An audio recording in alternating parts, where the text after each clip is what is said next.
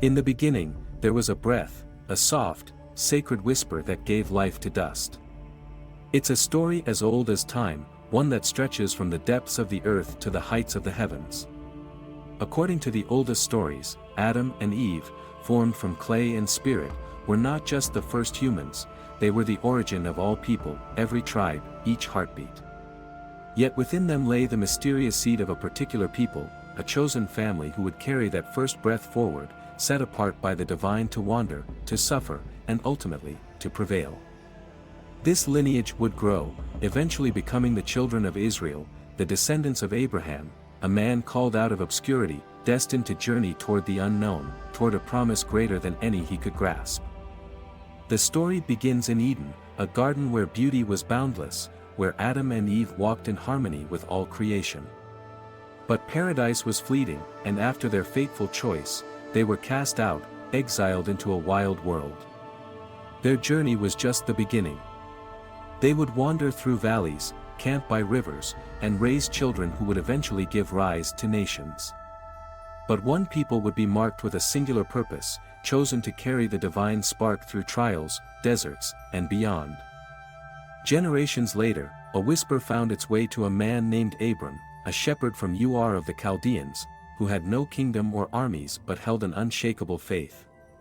One night, beneath an endless canopy of stars, God spoke to him, "Look up at the sky and count the stars, if indeed you can count them. So shall your offspring be." Beneath that vast sky, Abram felt the weight of destiny. He would become Abraham, the father of many nations, bound to a covenant that would alter the course of history. Abraham's journey was more than a pilgrimage, it was a path of transformation. The legends say he wandered through deserts, climbed mountains, and crossed valleys, led by the divine call that echoed with every step. At each stop, he built altars, letting his prayers drift into the night sky, offering sacrifices scented with the aroma of devotion. This covenant with the divine became a bond, one that would endure beyond his lifetime, setting his descendants on a path toward a promised land, a future entwined with faith and resilience. Through Abraham, a lineage was born, woven with purpose and resilience. His people would wander, suffer, and triumph, forever bound to the stars he counted on that sacred night. But this was only the beginning. As Abraham's descendants grew, so did the trials that would test their faith. Next, we dive into the ancient stories of the Middle East, where powerful gods and creation myths echo in the early beliefs of the Israelites, shaping a people destined to leave their mark on the world. The world into which Abraham journeyed was ancient and alive with gods. Powerful deities watched over every city, and myths were whispered through temple walls and carved into stone. In the lands of Mesopotamia, where Abraham's own feet once tread, the earth and sky held secrets, and the people believed they were woven from the very dreams of gods. 1. In these lands, myth was more than a story, it was the blood of civilization itself. The people of Sumer and Akkad, the Babylonians, and the Assyrians, they all shared tales of mighty gods and epic battles, stories of creation and destruction. They believed that the world was born from chaos, shaped by the hands of gods who breathed life into the clay of the earth, crafting humanity to serve them. And from this shared clay, these early civilizations had dreams of power, visions of empires built to last forever. Among the gods and kings, another voice began to rise, the voice of a people who would serve no king, no idol.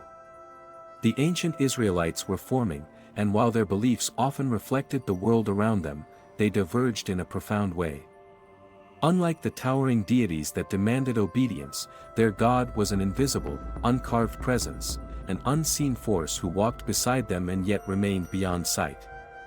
This God didn't demand monuments or idols, for he was both closer and further away than any god they had known.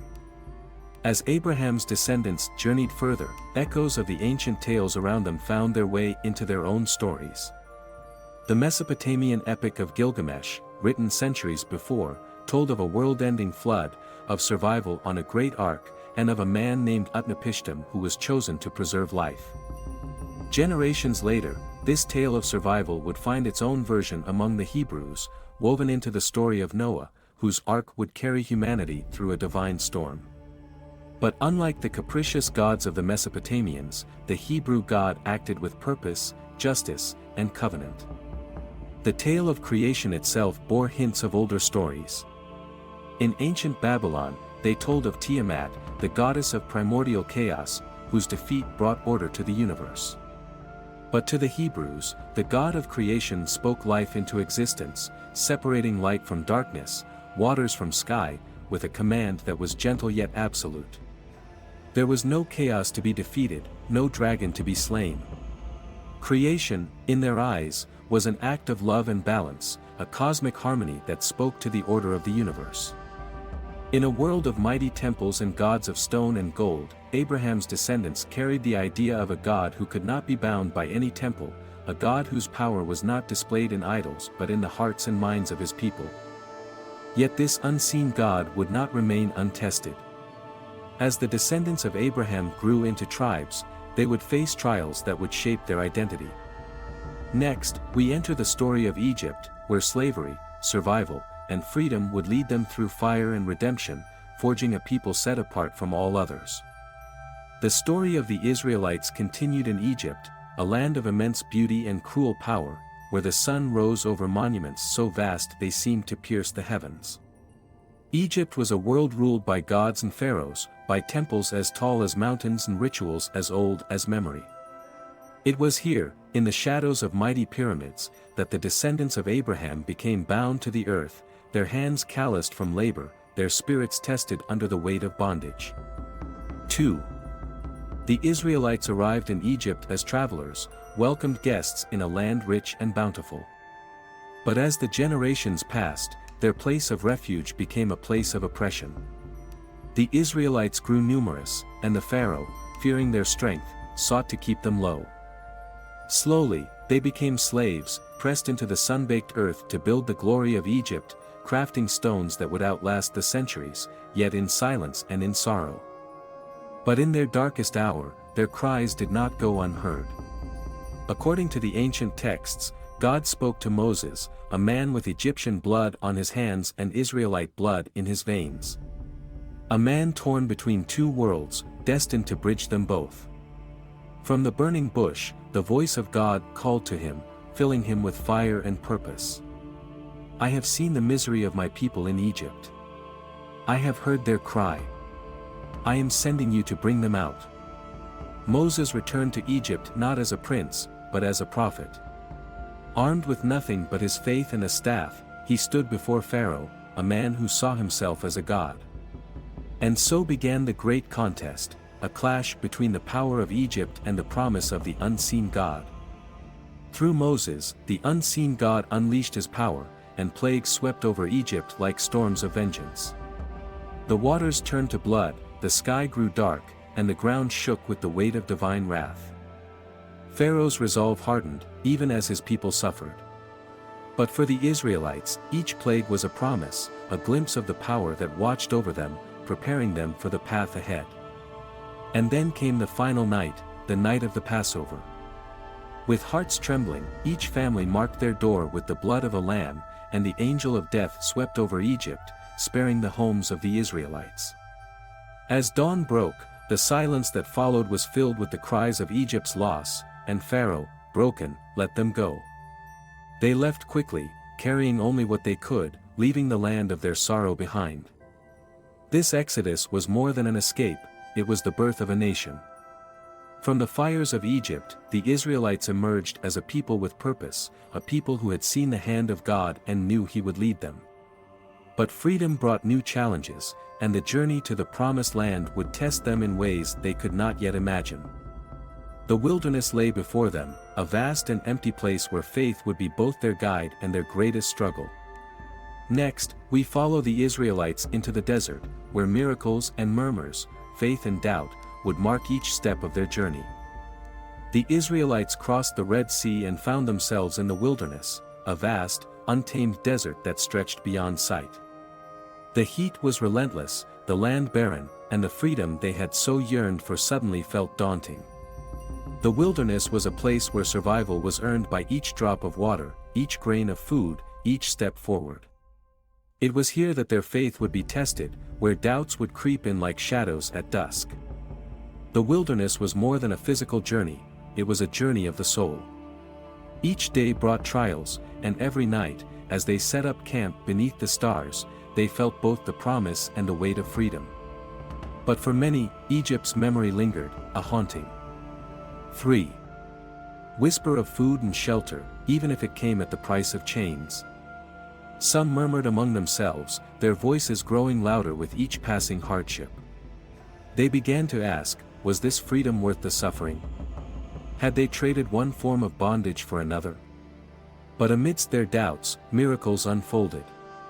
When thirst gripped them, Moses struck a rock, and water poured forth like life itself. When hunger gnawed at their strength, manna descended like morning dew, a blessing they neither earned nor expected.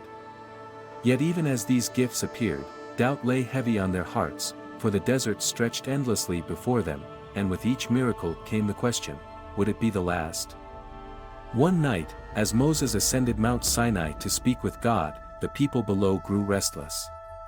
Days passed, then weeks, and in his absence, the fear of abandonment took root. They had lost their guide, their connection to the divine. And so, in their desperation, they turned to what they could see and touch. They crafted a golden calf, a symbol of the gods they had known in Egypt, a tangible figure to soothe their anxieties. But Moses returned, carrying tablets of stone inscribed with the laws meant to guide them. When he saw what they had done, he shattered the tablets in fury, and the golden calf was cast down, ground to dust. This was more than the breaking of stone, it was the breaking of faith. They had betrayed the God who had carried them from bondage, the God who had parted seas and turned stones to springs. Yet, even in their rebellion, God's mercy endured. Moses climbed the mountain once more, and new tablets were inscribed, bearing the commandments meant to guide the Israelites through the desert and into the land they had been promised. Their journey through the wilderness would continue, shaped by both their faith and their failure, their loyalty and their doubt. Ahead lay the promised land, but it would not be reached without sacrifice. As they moved closer, the Israelites would face new lands, new battles, and the final trials of faith that would bind them as a people forever. After years in the wilderness, the Israelites stood on the threshold of the land promised to their forefathers, the land of milk and honey that stretched out in verdant hills and valleys before them. They had wandered through deserts, seen miracles, witnessed failures, and now, only the final trials remained before they could call this land their own. But the promised land was not empty, it was a land of fortified cities and powerful kingdoms. Mighty walls surrounded cities like Jericho, and warriors stood ready to defend their homes. As the Israelites gazed upon this land, the promise seemed both real and out of reach, as if the very land tested them, demanding they prove their faith once again. The vision of freedom had brought them this far, but now they would need courage to see it fulfilled. The first test was Jericho. God commanded Joshua, the leader of the Israelites, to take the city, not by force, but through a strange ritual. For 6 days, they marched silently around. 4. The city, warriors holding their breath, priests carrying the Ark of the Covenant, and trumpets ready to sound. On the 7th day, they circled the city 7 times, and as the final trumpet blast echoed, the walls of Jericho crumbled, falling as though they were made of sand. The Battle of Jericho became a symbol of faith in action, a reminder that victory was not always born from might, but from trust in the unseen. The Israelites took the city, but this triumph came with a lesson: the land would be theirs, but only through obedience and faith. As they moved further into Canaan, the Israelites encountered more battles, each a challenge to their unity and resilience. Under Joshua's guidance, the tribes took their places, each receiving a portion of the land, a new home carved out of the promise they had followed for so long. Here, their journey transformed from wandering to settlement, from a nomadic tribe to a nation with roots in the soil, bound by the same laws, united by the same covenant. But even in their victory, reminders of past struggles lingered.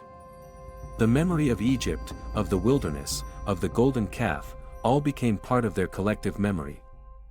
They were no longer just a group of freed slaves, they were a people bound by the trials they had endured and the laws that had shaped them. Yet the story of the Israelites does not end with settling the promised land. Now, as a people rooted in faith and tradition, they would face a new challenge: to maintain their identity amidst foreign influences and to stay true to their covenant through generations. Next, we explore the birth of a kingdom, the rise of kings, and the preservation of a people bound to their God. As the Israelites settled into the promised land, their lives took root in the soil, their identity no longer defined by wandering but by the land they tilled and the homes they built. Tribes became towns, and towns grew into cities. The people had finally arrived, yet a new question loomed: how would they remain unified? Without Moses, without the wilderness to bind them, how would they remember the covenant? The era of judges began, a time when leaders like Deborah, Gideon, and Samson rose to guide and protect the people. But with each victory, the people grew restless, looking at the nations around them and longing for the stability and might of a king. And so, their leaders, the prophets, heard the murmurs, echoing the pleas of a people torn between the covenant they had been given and the desire for a king to stand at their head. In response, the prophet Samuel was called to anoint a king, and Saul, a man of great stature and strength, was chosen to rule over Israel. Yet Saul's heart grew troubled, his loyalty wavering as he became torn between the will of God and his own ambition. Ultimately, Saul's reign would end in tragedy, and a new leader was chosen, the shepherd boy David, whose faith and courage would make him not just a king, but the very heart of 5. Israel. David's rise was both humble and destined, from the fields of Bethlehem to the halls of Jerusalem. Known for his bravery in battle and his deep love for God, David united the tribes, brought the Ark of the Covenant to Jerusalem, and made the city the center of worship. In David, the people saw a king who shared their heart, who danced before God and who sought his guidance. Yet, even David's legacy would be marked by shadows, as his own choices led to both triumph and heartbreak. When David's son Solomon ascended the throne, he brought Israel into an age of unprecedented peace and prosperity. Solomon's wisdom became known far and wide, his reign a beacon of stability. It was Solomon who would fulfill his father's dream of building a temple, a house for God in Jerusalem that would stand as a testament to the covenant. The temple was adorned in gold and cedar, its beauty unmatched, a place where the people could gather and worship, feeling the presence of their God among them. Yet, as the stones were laid, so too were the seeds of division. Solomon's wealth, his many alliances, and his marriages to foreign princesses slowly drew Israel into the influence of other cultures, other gods. The temple was meant to unify the people, but instead, it became a fragile symbol of a covenant that was tested with each passing generation. As Israel prospered, so too did the forces that threatened its unity. The kingdom would soon face division, exile, and the struggle to keep its faith alive. In the next chapter, we delve into the fracturing of the kingdom and the resilience of a people determined to preserve their heritage against all odds. The temple in Jerusalem stood as a magnificent symbol of the covenant, its walls echoing with prayers and sacrifices. Yet beneath its beauty, the kingdom was slowly fracturing. Solomon's reign, though prosperous, had drawn Israel into alliances and practices that weakened its unity. His foreign marriages and the influences they brought into Israel's heart were seeds of division that would bear bitter fruit. After Solomon's death, the kingdom of Israel was torn in two, Israel to the north and Judah to the south. It was a painful rift, dividing a once unified people. The northern kingdom, with its own capital in Samaria, began to stray from the traditions of their ancestors, while Judah, with Jerusalem and the temple, tried to remain true to the covenant. Two nations now stood where there had once been one, each carrying the weight of their shared past but with separate destinies. In this time of division, voices rose from the wilderness and the cities, voices that called the people back to their faith, back to the God who had led them through deserts and wars. These were the prophets, men like Elijah, Isaiah, and Jeremiah, who spoke truths that often fell on deaf ears. They warned of consequences, of a coming judgment, if the people did not turn from their ways and renew their covenant. Elijah confronted the worship of foreign gods, challenging the prophets of Baal on Mount 6. Carmel, where fire fell from heaven to consume his offering.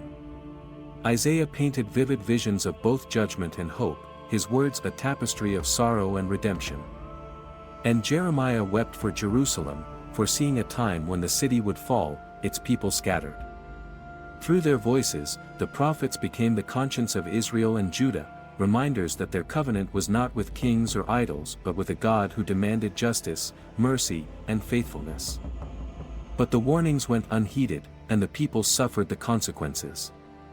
Assyria swept through the northern kingdom, taking Israel into exile, scattering its people among foreign lands.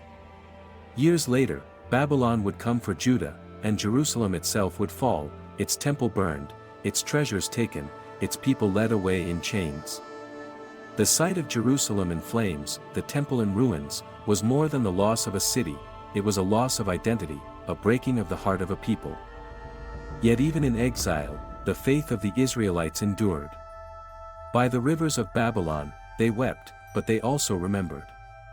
They gathered in secret, told the stories of Abraham, Moses, and David, and prayed to a God who, they believed, was with them even in a foreign land. The prophets had spoken of hope, of a time when they would return, and these words became the lifeline of a people in exile, a promise that kept their faith alive when all seemed lost. But exile was not the end. From the ashes of their homeland, the Israelites would rise, carrying with them a renewed commitment to their faith. Next, we explore their return to Jerusalem, the rebuilding of the temple, and the challenges of preserving their identity in a world that was constantly changing. After years of exile, a new dawn broke over the scattered remnants of Israel. The Babylonian Empire fell to the Persians, and with this shift of power came an edict from King Cyrus: the exiled people of Israel were free to return to their homeland. This decree was more than a political gesture, it was a moment of divine intervention, the fulfillment of a promise that had sustained them through years of hardship. The road back to Jerusalem was long, but it was paved with hope and the echoes of the prophet's words. The people returned as a remnant, humbled and determined, their hearts set on rebuilding what they had lost. As they approached Jerusalem, the sight before them was devastating. The once proud city lay in ruins, its walls toppled, its temple, once the symbol of God's presence, now nothing but rubble. But within each heart beat the memory of what Jerusalem had been, and a vision of what it could become again. Led by figures like Ezra and Nehemiah, they set to work, stone by stone, rebuilding not only a city but a faith, a sense of identity that could withstand any storm. The first task was the temple, for it was more than just a building, it was the heart of their worship, the link between heaven and earth. As they laid the foundations, the people wept. Some cried for joy, others in sorrow, for the memory of the first temple's glory haunted them even as they worked. Yet their hands remained steady, driven by the hope that this 7.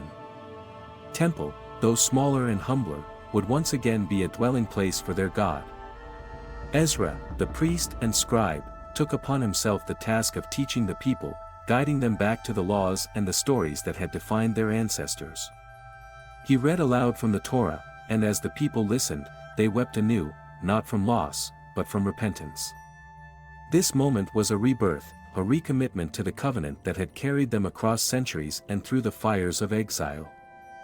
Nehemiah, a man of unyielding will, oversaw the rebuilding of Jerusalem's walls. Under constant threat from those who sought to halt their progress, the people worked with one hand on the wall and the other on their weapons, ready to defend what little they had. With each stone laid, each gate rebuilt, Jerusalem began to rise, a testament to the resilience of a people who had been cast down yet refused to be defeated. Through the trials of return and rebuilding, the Israelites learned that their true strength lay not in walls or temples but in the spirit that had carried them through exile. The physical structures were important, but it was the preservation of their identity, their laws, and their faith that mattered most. They were a people set apart, bound by a covenant that transcended any place or monument. Their experiences in exile had taught them to value their traditions, to guard their stories, and to look beyond earthly power to a deeper, eternal purpose. This new chapter was one of resilience and renewal, a chapter where they were no longer just inhabitants of a land but guardians of a legacy. Though they had returned and rebuilt, the story of the Israelites was far from over. In the centuries to come, they would face new empires, new challenges, and questions about their faith that would shape them yet again. Next, we explore the age of foreign rule, the rise of new beliefs, and the enduring spirit of a people who would continue to survive against all odds. As Jerusalem's walls stood tall once more and the temple resumed its place as the heart of worship, the people of Israel found themselves at the mercy of powerful empires. First came the Persians, under whose rule they had returned. Then, the Greeks, and later the Romans, who would cast an even longer shadow over their land. Each empire brought its own gods, its own ways, and each tested the resilience of a people bound to their faith and their identity. Under Greek influence, Israel saw changes that were both wondrous and troubling. The philosophies of Athens mingled with the teachings of Moses, the Greek language, art, and learning seeped into every corner of society. To some, it was a welcome exchange, a new age of wisdom. To others, it felt like an erosion of the covenant, a slow and dangerous drift from the laws and traditions that had preserved them. When the Greek king Antiochus IV sought to enforce Greek culture, the struggle for the heart of Israel intensified. The temple was defiled, its sacred practices replaced with 8. Offerings to foreign gods. For many, this was the breaking point, and under the leadership of the Maccabees, a family of priests and warriors, the people rose in rebellion. The Maccabean revolt was more than a battle for freedom, it was a battle for the soul of Israel. Against overwhelming odds, they reclaimed the temple, purged it of idols, and rededicated it to their God. The victory of the Maccabees became a story of miraculous endurance, celebrated each year as Hanukkah, the festival of lights. It was a reminder that, no matter the empire or power, the faith of Israel was unbreakable. Yet peace was fleeting. Soon, the Romans arrived, their legions casting a shadow over the land. The people of Israel faced oppression and exploitation, their temple a beacon under constant watch. The Romans brought roads and cities, but they also brought taxes, soldiers, and an iron grip that tightened with every year. Under Roman rule, the people waited, looking to the heavens for a sign, a deliverer. Some spoke of a Messiah, a figure who would bring liberation and lead them to a new age. Others grew weary, their hope thin as the years dragged on. But even as oppression weighed heavily upon them, their resilience remained. The laws, the stories, the songs of their ancestors, these were treasures that no empire could seize, no sword could pierce. As we move forward, we approach the dawn of new beliefs and the echoes of a promise that would one day reach far beyond Israel's borders. In the next chapter, we delve into the enduring legacy of Israel's faith and the birth of new movements that would forever alter the course of history. As the Roman Empire cast its shadow over Israel, a new spiritual yearning began to stir among the people. They held on to their sacred texts, the words of their prophets, and the stories that had shaped their lives. Yet, beneath the surface, a quiet revolution was brewing. The whispers of a Messiah grew louder, resonating with those who longed for liberation, for the fulfillment of ancient promises. This hope began to intertwine with the very fabric of their faith, fueling movements that would ripple across centuries. In small villages and marketplaces, ideas spread, words of comfort, of a kingdom not made of stone, a kingdom that transcended empires and armies. Some envisioned a warrior who would reclaim Israel, while others spoke of a teacher, a healer, a guide who would offer a new covenant. It was an age of questions, of searching, of a people reaching for answers that went beyond the borders of their world. Out of this yearning, a movement would emerge that would transform not only Israel but the entire world. The teachings of Jesus of Nazareth, rooted in the traditions of Israel, grew like wildflowers, carried from the shores of Galilee to the heart of Jerusalem, and eventually to the distant reaches of the Roman Empire. His followers saw in him the embodiment of Israel's hopes and a fulfillment of the ancient prophecies, a Messiah not of earthly power, but of spiritual liberation. For the followers of Jesus, the covenant took on a new form, one that extended beyond the 9 descendants of Abraham. They saw themselves as part of a divine plan, a continuation of the promise made to their ancestors. The early Christians, many of them Israelites, carried forward the stories of Moses, David, and Isaiah, interweaving them with their new teachings. Israel's legacy was not lost, rather, it became the foundation upon which a new faith would rise. Yet, as Christianity spread, the Jewish people remained steadfast in their faith, holding on to their own covenant, their own traditions. Through centuries of exile, dispersion, and hardship, they preserved the teachings of the Torah, the words of their prophets, and the rituals that bound them to their God. The destruction of the Second Temple by the Romans in 70 CE marked a profound loss, but it did not break their spirit. Instead, it fueled a determination to keep their identity alive, even as they journeyed into foreign lands. Jewish communities emerged across the ancient world, from the markets of Alexandria to the hills of Rome and beyond. They built synagogues, studied the Torah, and passed down their stories from generation to generation. Despite the hardships of diaspora, they remained a people united by faith, bound by a covenant that no empire could erase. And so, the legacy of Israel endured, a testament to faith, resilience, and an unbreakable bond with the divine. As we reach the final chapter, we reflect on the timelessness of their journey, a story that continues to inspire, challenge, and echo across ages and lands. This is the story of a people who, against all odds, held on to their identity, their promises, and their God. As centuries passed, the story of Israel became more than a single people's journey, it transformed into a timeless legacy that transcended borders, ages, and beliefs. Israel's story of resilience, faith, and an unwavering connection to the divine became an inspiration to countless souls, embodying a hope that even exile, oppression, and loss could not extinguish. Through the preservation of ancient texts, the retelling of sacred stories, and the endurance of a people dispersed across the world, the legacy of Israel grew into a beacon that illuminated paths for others in their own search for meaning. For the Jewish people, this legacy became the cornerstone of identity. Every Passover, families gathered to remember the Exodus, to celebrate freedom and reflect on the promise of renewal. Each Sabbath, candles were lit to welcome peace into their homes, a peace that reminded them of a covenant that extended beyond the trials of any one generation. The Torah, with its teachings and laws, remained their anchor, a testament to their ancient journey in their commitment to the divine call.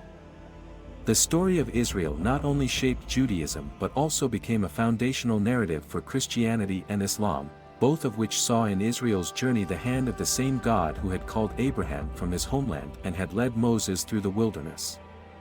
These shared roots tied billions to the legacy of Israel, spreading the influence of the covenant across continents and cultures. In Christian teachings, Israel's prophets became voices of hope and redemption, their words 10. Echoing in cathedrals and churches, reminding believers of a God who walks beside the brokenhearted. In Islam, prophets such as Abraham, Moses, and David are honored as messengers, carrying forward the faith of their people. And throughout all three faiths, the story of Israel remains a testament to a God who is both powerful and compassionate, merciful and just. Today, the story of Israel lives on as a mystery that speaks to the human spirit. It is a story of resilience, of miracles and mistakes, of exiles and homecomings, of doubt and unbreakable faith. From the first breath of life in Eden to the struggles in Egypt, the wanderings in the wilderness, and the walls of Jerusalem, this journey is woven into the collective memory of humanity. It is a promise of survival, an affirmation that even in darkness, there is light, and that even through hardship, there is hope. Israel's legacy endures in synagogues, churches, and mosques, it endures in homes, in families, and in every heart that reaches for something greater. This story is not just a history, it is a living narrative, one that calls us to remember, to seek, and to carry forward the promise of something sacred, something eternal. The journey of Israel is a testament to the power of faith and the strength of the human spirit. It is a reminder that through every trial, a covenant endures, binding generations to a promise that reaches across ages. This story, echoing through time, challenges us all to reflect on our own journeys, our own faith, and the legacies we carry. Thank you so much for watching this video and taking the time to explore this fascinating story with us. If you enjoyed this content, please don't forget to like, comment, and subscribe. Your support means the world to us, and God bless us all.